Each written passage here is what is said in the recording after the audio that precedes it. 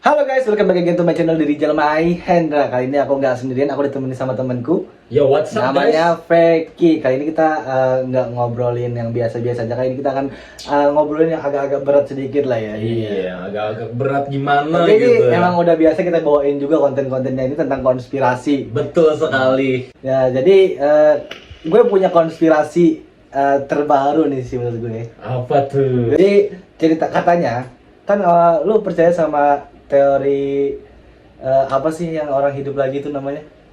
Reinkarnasi. Nah, lu percaya sama reinkarnasi enggak? Reinkarnasi sebenarnya percaya-percaya tapi enggak juga gimana? Karena itu kepercayaan ya. Iya. Nah, tapi ini ada teori konspirasi tentang kepercayaan itu tadi. Gimana? Jadi katanya kalau lu punya tanda lahir kan, yang macam-macam biasanya ada warna hitam apa kecil gimana gitu. Gue punya ada di sini. Nih. Gue punya tanda lahir di sini. Terus gimana? Lo tau nggak kalau misalnya tanda lahir ini adalah tempat kita dibunuh waktu kita sebelum direinkarnasi seperti sekarang. Pakai apa tuh? Kita nggak tahu apa yang terjadi, cuman ini artinya tuh tanda bahwa kita tuh dibunuh di sini. Ditusuk gitu ya? Mungkin aja ditembak pistol, mungkin di kehidupan sebelumnya. Lu punya di mana? Nggak tahu juga gue. Nggak punya tanda lahir apa gimana? Nggak adanya ini. Berarti lu manusia baru. Wah, Berarti lu bukan hasil reinkarnasi. bagus juga dong. Berarti gue nggak trial juga ya? Berarti lu original server. Original server, bagus juga. Nah, gue itu makanya gue tuh biasanya ya kalau gue sama Peggy itu selalu kami tuh selalu melakukan apapun tuh selalu gue di atasnya. Kenapa? Karena gue punya udah ada sebelumnya. experience. Sudah ada experience-nya, udah pernah. Makin banyak nih ya, makin banyak tanda lahir berarti. Make sense juga. Nah, pokoknya tuh itu fakta banget, real gak sih? Real banget. Apapun yang kami lakukan, misalnya kami lagi belajar breakdance bareng, gue duluan dikit gitu loh. Baru Peggy bisa. Apa aja main game, gue duluan bisa, terus Peggy bisa. Jadi kayak duluan gue dulu. Cuman ya sama-sama hebat sih. Iya, Sama-sama sama hebat. hebat. tapi gue duluan kan. Soalnya juga gak bisa terkalahkan. Kan udah ada tanda lahir ya. Peggy, nanti kamu kalau kamu lahir, kamu punya sahabat yang lebih gigi dari kamu. Kalau kamu ngiyain, oke, lahir. Makanya dia lahir karena dia udah approve gitu loh di atas itu. Iya, karena aku manusia baru guys. Manusia baru. Ya, gak ada experience ya. Jadi semakin banyak ini tanda lahirnya itu berarti dia semakin sering reinkarnasi. Makin sering dibunuh dong. Iya. Berarti experience-nya lebih banyak. Apa jangan-jangan Albert Einstein tuh banyak ya tanda lahirnya, makanya dia pinter. Apa jangan-jangan ya reinkarnasi ini sebenarnya kita tuh nggak inget nih kalau kita tuh pernah kejadian sebelumnya. Masuk lagi ke teori deja vu. Itu dia deja vu. Kenapa kita kadang ke tempat baru terus kita melihat Kayak suasana itu kayak udah pernah kita datangin. Betul, betul. Dan itu tuh katanya sih itu adalah reinkarnasi dari orang-orang yang sebelum kita yang pernah ke situ. What the hell? Masuk akal juga kan? Masuk akal juga sih. Makanya tadi tuh kenapa kita bisa melihat sebelumnya tuh kayak ini pernah ke sini padahal kita belum pernah ke situ gitu. Iya sih.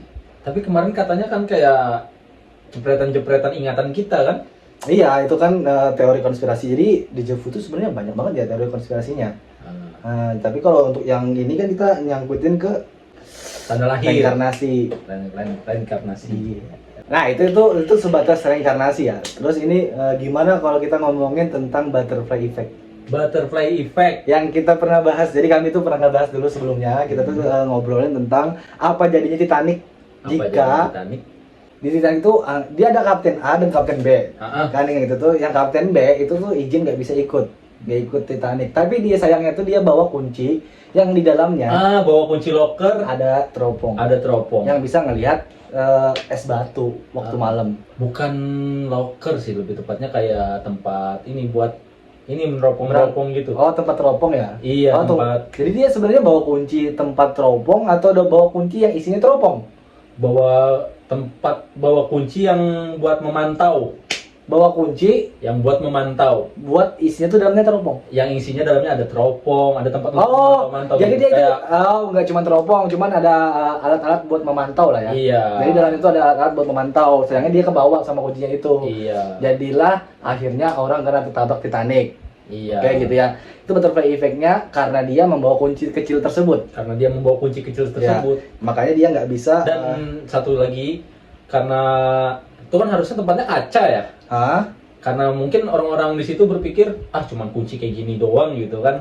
Karena cuman mereka menganggap hal sepele itu, akhirnya terjadilah sesuatu yang besar. Padahal kalau misalnya dia kan inget nih kalau dia itu ke bawah kunci, dia ngasih tahu orang yang make, mungkin aja Titanic nggak hancur kayak gini. Mungkin aja. Tapi kan karena katanya juga Titanic itu karena kesombongan ownernya yang bilang kalau Tuhan pun tidak bisa menghancurkan Titanic. Nah, itu ada tuh di filmnya kan? Ya, jadi sebenarnya Butterfly Effect ini kembali lagi ke Tuhan ya, kembali konsep Tuhan dan ketuhanan, bahwa lu nggak usah ngomong sok-sokan deh, nggak bisa jatuhin Titanic lu. Gue ilangin kunci lu doang, kunci teropong lu doang tuh, gue ilangin, lu udah hancur, hilang. Nah, langsung kayak gitu kan, kayak udah dibuktikan gitu loh.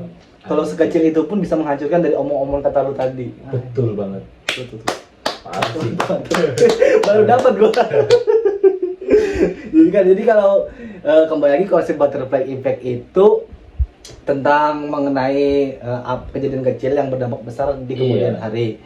Terus ada lagi contohnya nggak? Lu punya contoh yang Butterfly Effect nggak? Cerita-cerita gitu. Butterfly Effect contoh kecilnya ya. Dulu pernah sih. Lu pernah kejadian? Pernah kejadian. Jadi lu tahu pentil ban kan? Pentil ban kan? Nggak tahu. Nah, itu kan di sepeda selalu ada tutupnya tuh. Benar-benar. Nah, pentil ban gua itu dulu dicuri orang. Dulu kan yang kayak bagus-bagus gitu. Iya, ada kayak roket, itu dadu gitu. Iya, macam-macam gitu ya, yang warna biru. Jadi itu tuh kita nganggapnya sepele gitu kan, karena udah diambil ya udahlah. Ya udah. Iya. Karena mahal itu harganya? Iya, mahal karena mahal itu kan waktu masih kecil kan. Iya. Dan kita malas untuk beli karena bakal dicuri-curi lagi. Makanya biar dikenceng-kencengin gimana pun tetap ada yang beli gitu. Jadi kita nggak punya cadangan juga ya, jadi kita ya udah pakai aja lah ya. Pakai aja lah ya. Sampai rumah ya paling ada. Sampai rumah. Paling enggak sampai rumah. Iya. Terus ke sekolah gitu kan. Oh, jadi lo dari rumah berangkat ke sekolah. Nah, berangkat. Itu masih aman-aman aja. Habis itu terdiam 1 hari gitu, agak lama gitu. Oh, jadi lo nggak pakai sepeda itu 1 harian? Iya, kan sekolah. Oh iya, karena di sekolahan ditaruh dulu sepedanya dong. Oke. Ternyata pas pulang di pertengahan jalan itu banyak kempes. Oh. Dan di situ nggak ada bengkel-bengkel buat mompa ini. Oh, jadi itu emang bisa melindungi keluarnya angin ya? Bisa. Gue sering nggak pakai itu soalnya. Tapi juga ada yang enggak ya, tapi mungkin ada aku bocor pas di lagi bagian itunya. Bisa jadi sih. Ya, soalnya jadi, pas aku coba, biasanya kita ludah dulu gitu kan. Iya, buat ngecek itunya. Gelembung. Iya, ternyata keluar gitu loh. Oh, jadi memang bocor dari sananya. Iya, jadi terus bocor, nggak bisa jalan, terus akhirnya mendorong gitu kan. Iya, dorong dari sekolah ke rumah. Iya, dari sekolah ke rumah, dari pertengahan jalan gitu. Dan hujan gitu. Aduh, capek lah. Iya. Akhirnya kan sakit besoknya. Iya. Akhirnya sakit. Akhirnya nggak naik kelas. Iya. Iya, jadi akhirnya nggak naik kelas juga ya. Anjing emang. Dari pentil ban doang tuh. Masalahnya dari pentil ban doang gitu. Iya, benar-benar. Pentil doang. Tapi kan pentil doang maksudnya cuma sehari doang, lu nggak yang sakitnya gitu kan. Sisanya ya emang kebodohan lu doang. Ada lagi nih Butterfly Effect yang kita udah pernah bahas, yaitu kita ini udah bersahabat berapa tahun ya? 14 apa 10? Antara 10 sampai berapa tahun ya? 10 sampai belasan tahun aku. Iya, 13 12 mungkin ya. Iya, udah lama. Udah lama, pokoknya kita tuh udah lama. Dari kecil banget. Kita tuh anak warnet dulu. Anak warnet parah. Ini Butterfly Effect paling parah. Nah, ada kisah kayak gini. Kisahnya waktu itu kami tuh kan nggak sama-sama kenal ya. Nggak sama-sama Kita kenal. nggak sama-sama kenal. Terus gue tuh suka main di warnet dekat rumah gue. Nggak dekat juga sih, dekat warnet yang terkenal di kota kita lah. Iya, warnetnya itu dua tingkat, dan itu tuh memang kualitasnya ya bagus lah ya. Iya, untuk anak warnet dulu, zaman dulu tuh sangat-sangat bagus. Harganya juga murah gitu loh. Harganya juga murah. Terus kita main, kebetulan gue itu lagi main Crossfire. Dan itu tuh gue pakai lagi pakai akun temen gue. Iya, dia itu full cash kalau anak sekarang bilang tuh sultan, pokoknya itu waktu itu sultan banget lah. Jadi gue pakai itu terus tiap hari berapa kali, terus dia datang tuh sebagai bocah-bocah yang lagi lihat-liatin gitu kan. Apalagi ngeliat ini orang full cash anjir, berarti kaya anjir, padahal gue kagak. Itu poin opionya kalau dari gue ya, itu gue habis main Point Blank dulu. Main Point Blank, habis itu main CF gitu kan, udah selesai habis billing, mau pulang ada dia di bawah. Iya di bawah. Ada dia di bawah. Ada di bawah ya. Biasanya anak warnet kan kita kalau mau pulang tuh sambil lihat orang main gitu Iya. kan, karena nggak pakai box gitu. Nggak pakai box. Sambil lihat orang gitu. Lihat dia Pak main CF gitu. Senjatanya Gatling gun. Itu zaman dulu gila, zaman-zaman full cash parah. Wah, gila. Tahu kan Lito game itu mahal banget cashnya gitu. Pakai itu apa ini suster. Iya, pakai suster. Pokoknya mahal itu. Pokoknya mahal. Dan itu waktu itu 30 hari ya? Iya. 30 hari semua anjir. Iya. Aku langsung ambil bangku, duduk di samping dia. Ngeliatin. kita ngobrol, jadi cerita dikit ya. Jadi kita cerita dikit, kita ngobrol, dia tuh di sebelahku. Kan emang sering banyak yang orang-orang nontonin gitu ya. Cuman kalau yang sampai duduk itu biasanya nggak banyak sih. Nggak banyak. Cuman dia kan ngobrol terus dia nanyain gitu. Gimana kata-katanya? Itu nanya biasa sih. Nanya dulu biasa. tuh Gatling gun-nya berapa hari bang? Nggak pakai bank ya? Iya, berapa hari gitu ya? Iya. Gatling gun-nya berapa hari bro? Gitu ya dulu ya? Ya nggak aja gitu. Iya, Gatling gun-nya berapa hari bro? Terus dia bilang 30 hari. Wah anjir gitu kan, langsung anjir. Terus habis itu dia jadi zombie gitu kan. Berubahnya jadi suster lagi. Susternya berapa hari? 30 hari juga aja. Waduh juga 30 hari juga. Pokoknya gitu lah ya. Jadi Langsung sultan anjir. Jadi kita itu sebenarnya karena lu ngelihat gue pakai akun gede, akhirnya lu tertarik buat kenalan sama gue. Iya. Akhirnya karena kita kenalan, kita akhirnya berteman sampai bertahun-tahun namanya. Jadi butterfly effect-nya saat itu gue dipinjemin akun. Kalau gue nggak dipinjemin akun, gue nggak pernah ketemu sama lu dan kita nggak pernah kenalan. Nggak pernah kenalan. Dan setelah itu kita main bareng guys, benar-benar main bareng kayak hampir tiap hari. Ya gua ngerasa cocok gitu kan, ngerasa cocok. Wih, asik nih orang ini seru gitu. Orang ini seru gitu, bisa ajak mabar gitu, main-main. Akhirnya jadi main terus gitu. Ya, akhirnya ya itulah, akhirnya kita berteman sampai lama ya kan. Sampai sekarang. Sampai sekarang. Dan itu tuh emang kita tuh sama masing-masing cuma punya satu sahabat gitu loh. Jadi gue sahabatnya dia sahabatnya gua. Udah Nggak ada lagi. Jadi ya emang itu makanya butterfly effect tuh penting banget, kejadian kecil yang menjadi besar di kemudian hari. Makanya jangan pernah mensepelekan hal kecil. Anjay. Keren. Oke.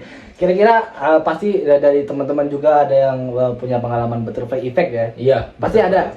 Cuman kalian harus kulik lagi kayaknya tuh. Iya. Oke, segitu dulu konten podcast kita hari ini dan see you to the next video. Goodbye.